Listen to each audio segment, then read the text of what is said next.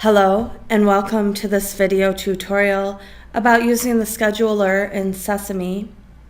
For this tutorial, we will be working in the sundial module. To begin, let's open the scheduler, go to the main window in Sundial and mouse to Options in the menu bar. Under Lab Resources, select Scheduler. The scheduler window now opens in the board. The Scheduler Lab resource is a tool that provides assistance with scheduling of spectrometers and billing. The scheduler allows for processing of time requests and updating the loaded records in bulk.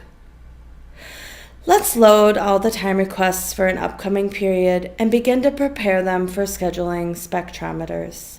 Under Scheduler in the menu bar, select Load Time Requests. I'll set the status drop down to Submitted, and I'll choose this billing period. Click OK.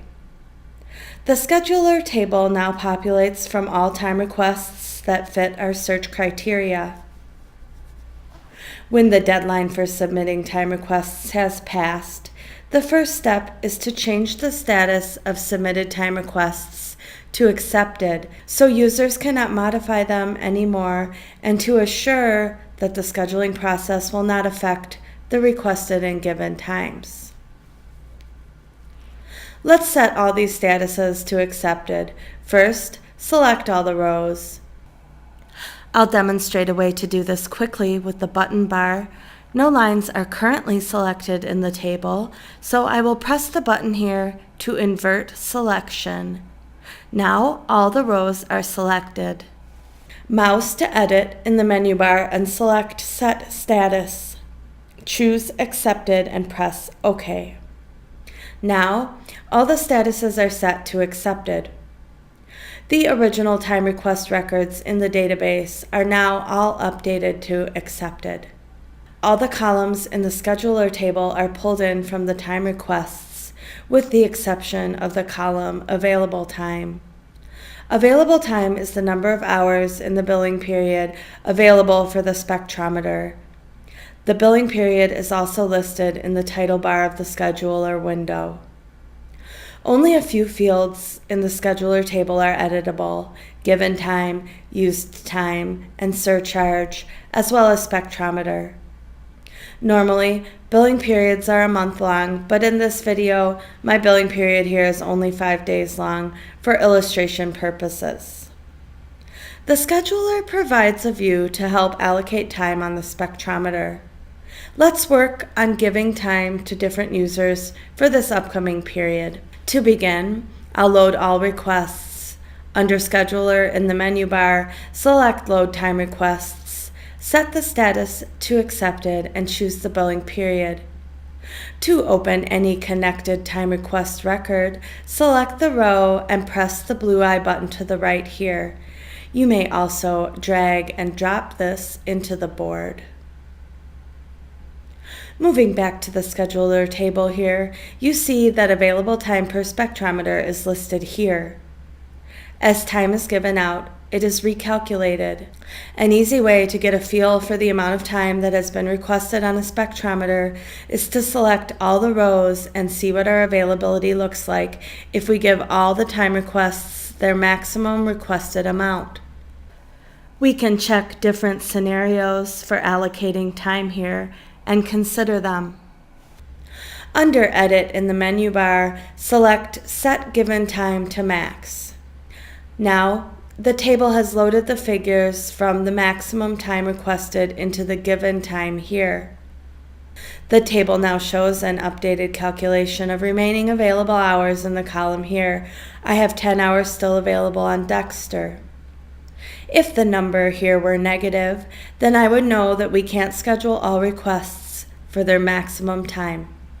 In this case, I have plenty of available time on the Dexter spectrometer to meet the maximum requests, so I will leave this as it is and give all the time requests their maximum hours. Of course, you may customize choices, reduce some hours as you like if you wish to leave some time open for walk-in users, etc. I will save changes now. by selecting Update Time Requests here. I could also wait to save changes until everything is done and all the requests are updated. Let's now calculate the maximum time requests for the spectrometer joule-on.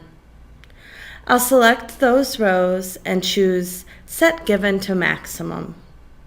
My available time is now in a negative number, showing that we do not have enough spectrometer time to fill all maximum requests. The next calculation I'll check is to see how my availability looks if we give the minimum time requested. I'll select these rows and I'll choose Set Given to Minimum. Now I'm still finding that we have more requests than available time, even for the minimum amounts of time. Usually, the next step for the lab master will now be to cut the given times until the available time is reconciled and becomes 0 or bigger than 0.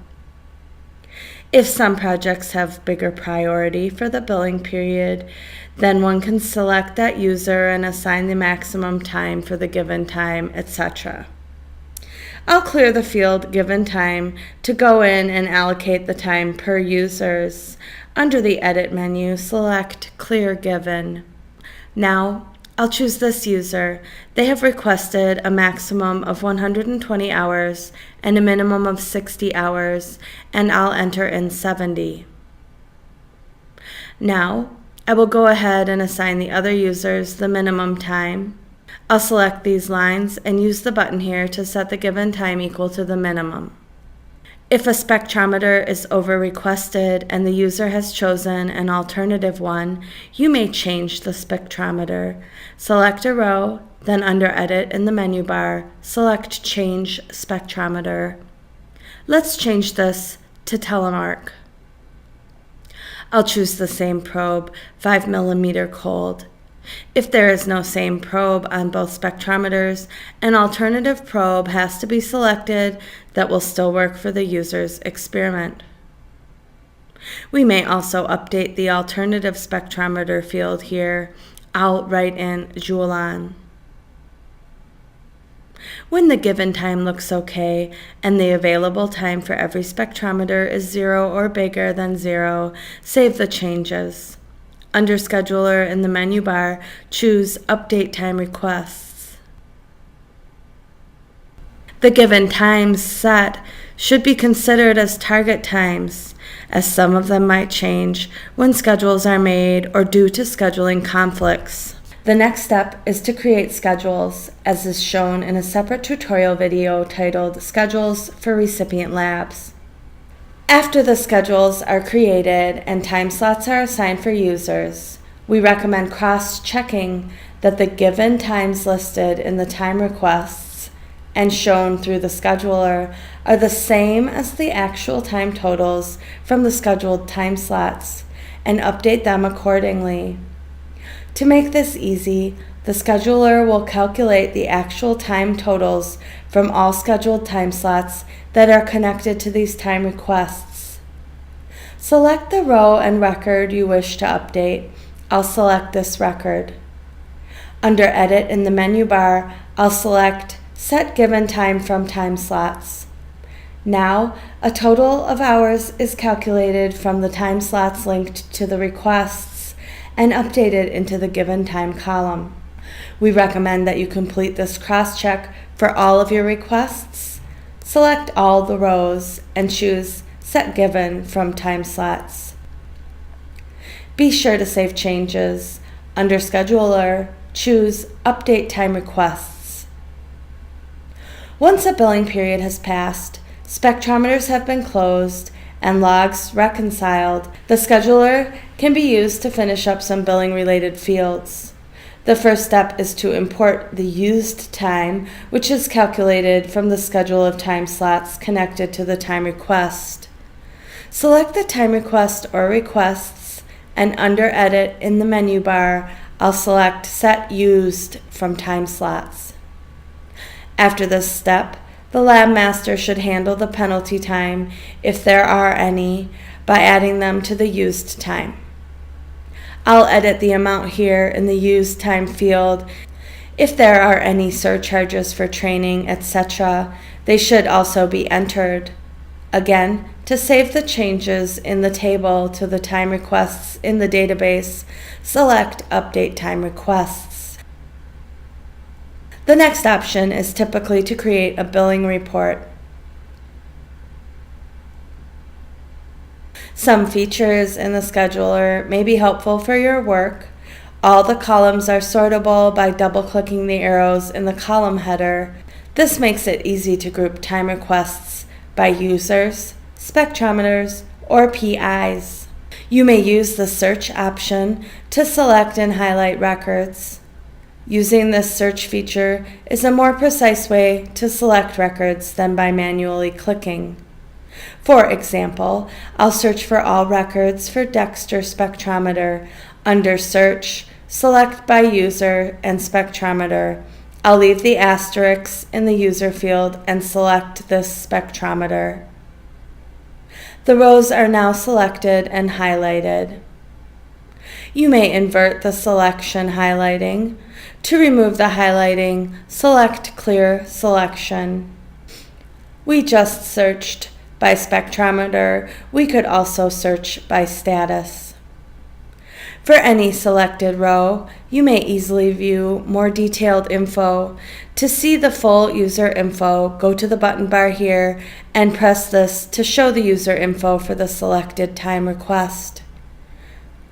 You may also view PI info, either with the button here or under Report in the menu bar. Select PI info.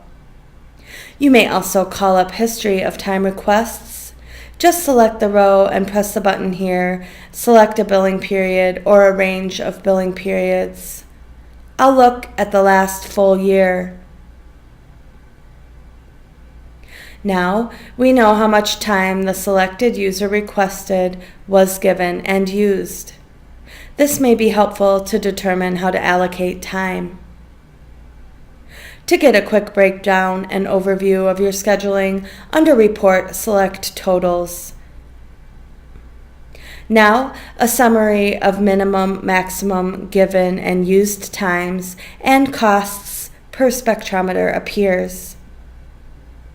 You may save this table as a CSV file. Under Scheduler, choose Save Table File.